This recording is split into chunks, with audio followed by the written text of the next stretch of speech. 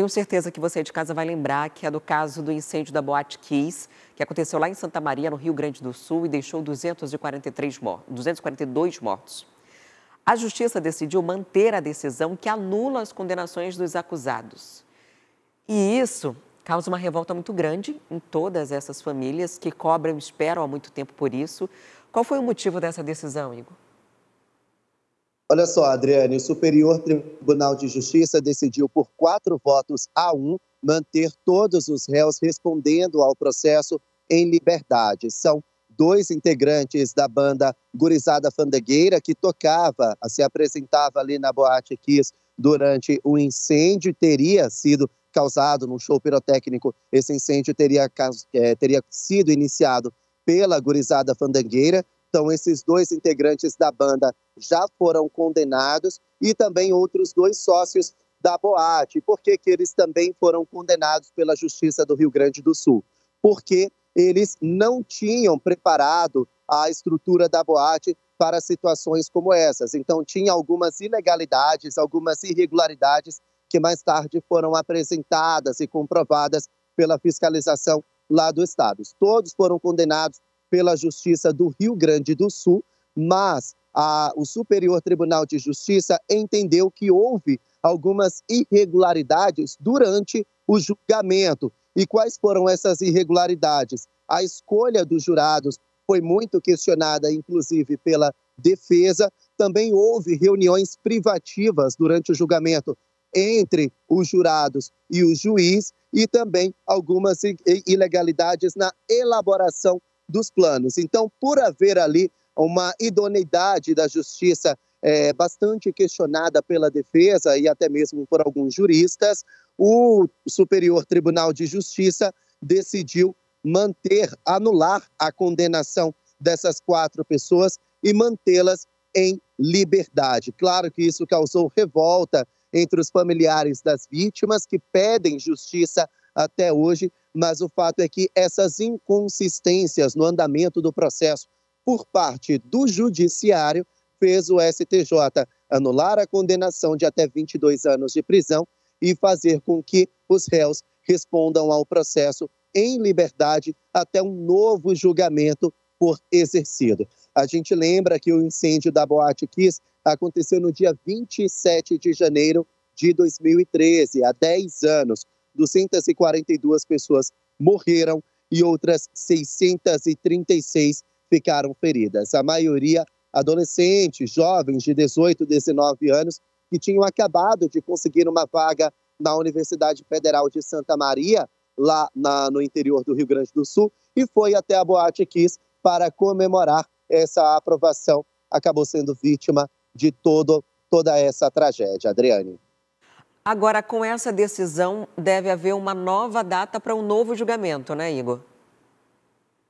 Deve haver uma nova data para um novo julgamento. O STJ já bateu o martelo por 4 votos a 1, que precisa sim acontecer um novo julgamento por causa dessas irregularidades, mas agora cabe à Justiça do Rio Grande do Sul marcar uma nova data para esse julgamento com outros jurados, outros juízes e, claro, com a atenção do país inteiro voltada para esse julgamento, não só a respeito da idoneidade da justiça gaúcha, mas também sobre o andamento do processo em si. É um caso que é impossível de se esquecer e que gera bastante polêmica. Inclusive, Adriane, essa situação, essa tragédia da Boate Kiss fez com que o Brasil estabelecesse novos critérios para o funcionamento de estabelecimentos como essa boate. Mudaram as regras, endureceram as leis justamente depois dessa tragédia.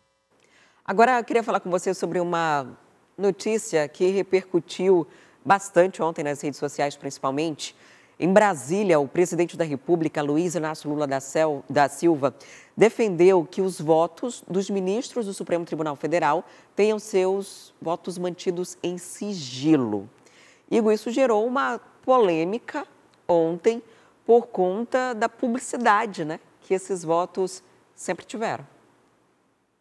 Pois é, situação bastante polêmica, fala bastante questionável do presidente Lula. A declaração foi durante a live semanal Conversa com o Presidente, que ele faz toda terça-feira ali no Palácio do Planalto ou no Palácio da Alvorada. Ele estava respondendo à assessoria de comunicação dele, que é quem conduz essa live semanal do presidente, a respeito dos votos do Supremo Tribunal Federal.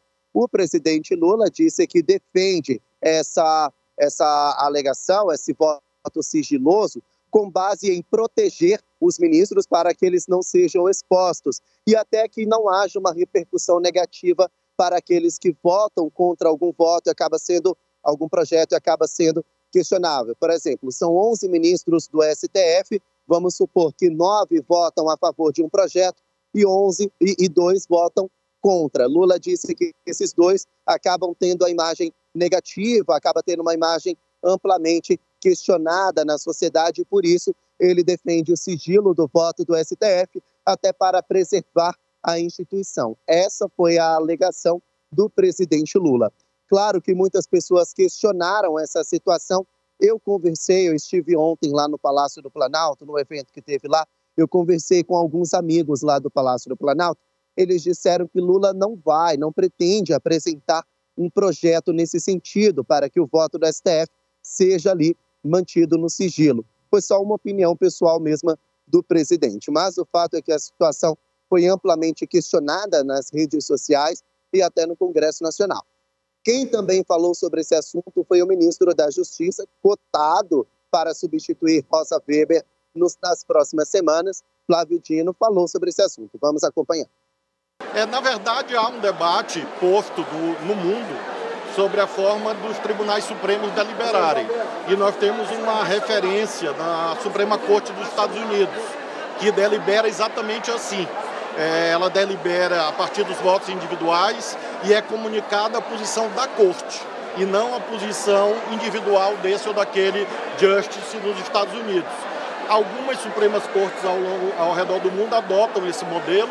Ele mesmo me indagou sobre isso. E é evidente que em algum momento, em sede constitucional ou mesmo do futuro Estatuto da Magistratura, esse é um debate válido, assim como o debate acerca de mandatos no tribunal, porque os Estados Unidos não adotam mandato, mas os tribunais constitucionais da Europa adotam. Então, em algum momento, esse debate vai colocar, é claro que não é algo para já, para amanhã, mas é uma observação importante. O que dizem cientistas políticos e juristas a respeito dessa fala de Lula? É inconstitucional. Não pode trazer um sigilo do voto da Suprema Corte por vários motivos. Primeiro, que se Lula apresentasse um projeto nesse sentido no Congresso Nacional, ele estaria atravessando um poder independente. O Executivo não pode atravessar o poder do Judiciário. São poderes totalmente independentes que devem serem exercidos de forma harmônica, como manda a Constituição. Segundo, fere o princípio da transparência. A sociedade precisa, sim, saber o que está sendo discutido por cada ministro do STF. A gente sabe que os ministros do STF não são políticos, mas eles são indicados por políticos e aprovados por políticos. Então, eles são indicados pelo presidente da República, que é eleito pelas pessoas, e ele é aprovado pelo senador, que é eleito pelas pessoas. Então, as pessoas, a população, o cidadão, merece sim saber o que o magistrado da Suprema Corte precisa votar, está votando, qual é a opinião dele sobre os assuntos de interesse social por causa da questão da transparência. Também rola ali no Congresso Nacional que Lula não quer apresentar um projeto nesse sentido para não gerar desgaste com o próprio Congresso. Lula está tentando ali estabelecer a base aliada dele, reforçar o apoio no parlamento. A gente vai falar, inclusive, daqui a pouco sobre esse assunto. E tudo o que ele não quer é entrar numa nova polêmica. Então, foi uma opinião pessoal do presidente, não há nada oficial nesse sentido, segundo as nossas fontes do Congresso e do Palácio do Planalto. Adriane. A sensação que eu tenho, Igor, é que se ensaia, né? Vou falar aqui, vamos ver como vai ser a repercussão. Se repercutir negativamente, fala, não, foi só uma opinião pessoal. Se tiver um apoio, não, ok, então vamos botar para frente esse negócio. E que Lula tentou agradar parte do STF, mas desagradou grande parte da população com essa declaração. Eu acho que o que precisaria mudar, e já faz tempo, é o processo de escolha de um ministro do STF, né? Indicação política, sempre vai haver a possibilidade de favorecimentos políticos diante das decisões que são tomadas pela Suprema Corte aqui no Brasil. Enquanto for assim, sempre há essa possibilidade. E com a exceção do Zanin nos últimos votos, né? Com a exceção dele, a gente tem visto isso se dar de uma forma muito evidente. O ministro indicado por determinado presidente ou grupo político, ele acaba, na hora das suas decisões, votando favoravelmente também às posições do partido, do grupo político, entre outras coisas. Vamos seguir acompanhando para ver se foi só uma frase solta no meio de uma live ou se isso pode ter alguma mudança lá na frente. Agora, é inconstitucional, inclusive fere o princípio de transparência, né, de dentro do STF. E são pessoas que, se querem estar lá, sabem também que se tornam pessoas públicas. Ele já tem superpoderes, muitos poderes, que já chega de poder para esses super-ministros como a gente tem hoje.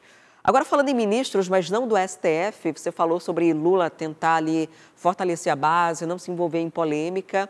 Hoje o dia em Brasília é de expectativa, porque há uma possibilidade da reforma ministerial prevista agora para os próximos dias ser anunciada hoje. É isso mesmo, Igor? Tem alguma mudança específica já esperada?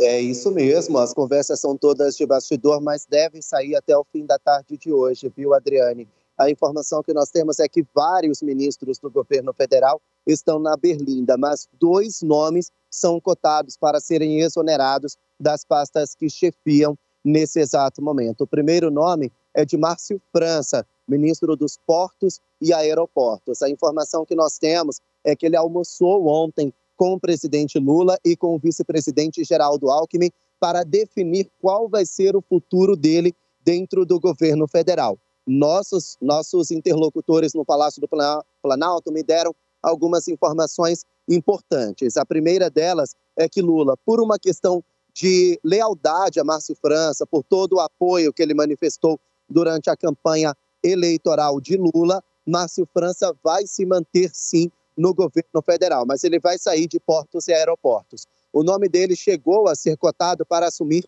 o Ministério da Indústria, que hoje é chefiado pelo vice-presidente Geraldo Alckmin. Então, Alckmin deixaria de ser ministro e ocuparia somente a vaga de vice-presidente. No entanto, esse interlocutor disse que Márcio França não tem capital político, não tem poder político para assumir um ministério de tanta importância como o Ministério da Indústria, Comércio e Serviços. E, portanto, Geraldo Alckmin vai continuar exercendo as 2 funções. Márcio França deve ser realocado para um novo ministério de pequenas e médias empresas que vai ser criado nas próximas semanas. A gente, inclusive, já falou a respeito desse ministério aqui no Manhã no Ar. E quem assume Portos e Aeroportos é André Fufuca, deputado federal do Partido Progressista, aliado político e amigo pessoal do presidente da Câmara dos Deputados, Arthur Lira. Então, Portos e Aeroportos fica com o Partido Progressista. A outra mudança que muito provavelmente vai acontecer ainda hoje é a saída de Ana Moser, ministra do Esporte. Ela também se encontrou a portas fechadas com Lula ontem no Palácio do Planalto. Ainda não sabemos se Ana Moser vai se manter no governo, só que em outro cargo, ou se de fato ela vai ser demitida, assim como aconteceu com a Daniela Carneiro e saiu totalmente do governo federal. O Ministério dos Esportes deve ficar com o Republicanos. O Republicanos vai ganhar 4 secretarias e vai ganhar mais verbas a partir de 2024 para comandar o Ministério do Esporte. Com isso, marca a entrada de vez do Centrão no governo federal e Lula vai ganhar o máximo de apoio que ele conseguir, que ele quiser lá na Câmara dos Deputados, porque ele vai ter a base que já não é fraca, com PT, PCdoB, PSOL, PV, PDT, PSD, mas também vai ter Partido Progressista e Republicanos reforçando a base. Somando ao MDB, muito dificilmente Lula perderia algum projeto lá na Câmara. Então foi um loteamento dos ministérios, um loteamento do governo federal para que Lula conseguisse amplo apoio. Isso é constitucional, Igor? é constitucional. O nome oficial é presidencialismo de coalizão. No entanto, a gente sabe que isso deixa a situação bastante complicada, porque você cria vários ministérios, aumenta os gastos públicos, aumenta a máquina pública, e a gente sabe que quem vai mandar não vai ser o presidente, vai ser o Centrão. Então, é legal, é constitucional, o nome oficial é presidencialismo de coalizão, só que a gente sabe que, na prática, a gente vai ter um parlamento se envolvendo no executivo e o executivo cedendo ao parlamento. Adriana. É legal e é imoral o que está acontecendo mais uma vez. Porque, veja só, quantos ministérios vão precisar ser criados para que se consiga ter a ampla maioria? Já foram criados desde o começo do ano muitos ministérios. E agora não tinha mais onde encaixar os aliados políticos, a gente cria um novo ministério. E esse ministério, eu faço uma crítica em particular, porque durante a campanha eleitoral, os MEIs, microempreendedor individual, era um tipo de serviço criticado pelo então candidato Lula, que tendia para o regime de CLT e que era melhor que essas pessoas estivessem contratadas de outra forma e não na informalidade como ele tratava o microemprego e microempresas. E agora se cria o ministério para isso. Outro ponto de campanha eleitoral: priorizar, protagonizar as mulheres. Duas já vão sair. E por muito pouco, Sônia Guajajara e Marina Silva não saíram, né? Ficou aquele impasse, quase que vai, quase que não vai, para negociar. Então, o L está sendo de Lira, né? O Lira que está conseguindo articular e ele acaba tendo todo mundo na mão, não só o presidente, né? Não só o presidente, mas o próprio parlamento como um todo, porque ele define as pautas, ele consegue a ampla maioria de ministérios. E diante desse cenário, a gente falava sobre isso no período também da campanha eleitoral, que escolher representantes para o parlamento era mais importante, inclusive, do que escolher o chefe do executivo. Porque a gente está vendo quem está mandando no país não é necessariamente o presidente. Ele está precisando ceder em vários aspectos para conseguir ter apoio político, para conseguir ter o que a gente chama de governabilidade, né, Igor? Exatamente. O presidente Lula tenta disfarçar essa fraqueza, essa dificuldade que ele tem de montar a base, consolidar a base lá no Congresso Nacional. Ele chama isso de frente ampla, ou seja, o maior número de partidos envolvidos ali no Executivo para que haja uma representatividade, o maior número de representatividade. Então, aqueles que são mais a favor de MDB, PSD e os partidos do Centrão, PT, PP, republicanos, os eleitores desses partidos se sentiriam representados dentro do governo federal, que é comandado pelo Partido dos Trabalhadores e seus aliados. Só que, na verdade, não é uma frente ampla. Na verdade, o que a gente vê são gastos públicos exagerados, loteamento dos ministérios, o maior número de ministérios que foram criados. A gente vê que as críticas que Lula fazia no passado, ele cede hoje, como, por exemplo, os microempreendedores já vão começar a ter uma pasta só para eles. Eu não acho que isso seja errado, mas não é condizente com o discurso de Lula lá na campanha eleitoral. O que a gente vê é um Estado extremamente forte, um Estado que gasta bilhões de reais, ou seja, endividamento dos cofres públicos, endividamento público brasileiro aumenta, e tudo isso para que Lula conseguisse aprovar os seus projetos. No entanto, nenhum projeto de Lula desde janeiro deste ano foi aprovado da maneira que ele quis. Reforma tributária foi modificada, arcabouço foi modificado, vários outros projetos prioritários pelo governo foram modificados pelo Centrão. Então, o que a gente vê é um Centrão, mais uma vez, mandando nesse país. Não é uma novidade, isso acontece desde a redemocratização, desde a década de 90. A gente esperava uma reforma política. Não é isso que está acontecendo. Exatamente, né? E parece que eles nunca estão satisfeitos, né? Nunca estão satisfeitos e há uma pressão muito grande em cima da presidência da República. Quer ficar por dentro de todas as notícias e programação da TV A Crítica? Então já se inscreve e ativa o sininho. E até o próximo vídeo.